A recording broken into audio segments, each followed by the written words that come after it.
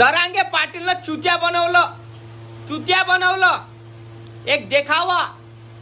30 मेला अंधवारीला उपोषणाला बसला जरांगे पाटील उन्हात आणि 31 मेच्या रात्रीला मध्यरात्रीला उपोषण सुटलं। असं काय सुटलं? का सुटलं उपोषण? का तिकून फोन आले का जरांगे पाटील उनले तपून राहिली करू नका उपोषण?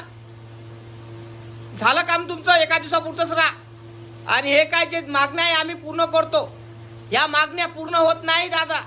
मुंबईला पण तसंच झालं, गांजर दिलं, आता तसंच गांजर दिलं।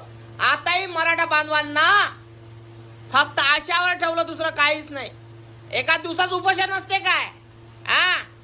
जरांगे पाटील म्हणायचे उपोषणाला बसतो, मागण्या पूर्ण केल्याशिवाय उठणार नाही। झाल्या का मागण्या पूर्ण? नाही होणार, कारण सरकार चुत्यानंद आहे आणि मराठा समाजाला फसवलं, दुसरं काहीच नाही। हा माणूस उन्हातान्हात बसला असेल, पण हा मराठा बांधवासाठी नाही, स्वतःसाठी 2022 पासून उपोषण करून राहिला, आंदोलन करून राहिला, तरीही कुणबी प्रमाणपत्र अजून मिळालं नाही। आणि आता मिळणार काय? नाही मिळणार।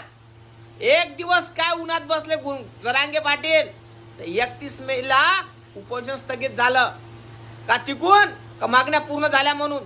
तिथं पण झालतं असंच, तिथं मुंबईला पण झालतं, तिथं पण गुलाल उधळला होता, जिंकलो रे बाबांनो म्हणे आपण। मग काहून गरज पडली उपोषण करण्याची? असे तसंच झालं। चॉकलेट दिलं, गांजर दिलं, दुसरं काहीच दिलं नाही। हात दिलं, फक्त आश्वासन दिलं। कळलं का भावा? अजूनही फसवलं जरांगे पाटील ना मराठा बांधवांना। कळलं काय? जय भीम जय शिवराय। अजून जागा होय जरासा, नाही तर जरांगे पाटीलच्या मागे लागू तुलाही उपोषण करावं लागल आणि उपोषण करू नाही काही भेटणार नाही। कारण बेटा इथं काय पाहिजे, हे पाहिजे, दिमाग पाहिजे, कायदा माहित असला पाहिजे। आणि तुलाही माहित आहे हे सरकारातले लोक कशी आहे, काय आहे। मुंबईला आपल्याला काय दिलं होतं? चॉकलेट दिलं होतं, गांजर दिलं होतं, आताही आंतरवालीला गाजर दिलं। कळलं काय भावा? जरांगे पाटील राजकारण खेळतो, दुसरं काहीच नाही। नक्की कमेंट करून तूच सांग।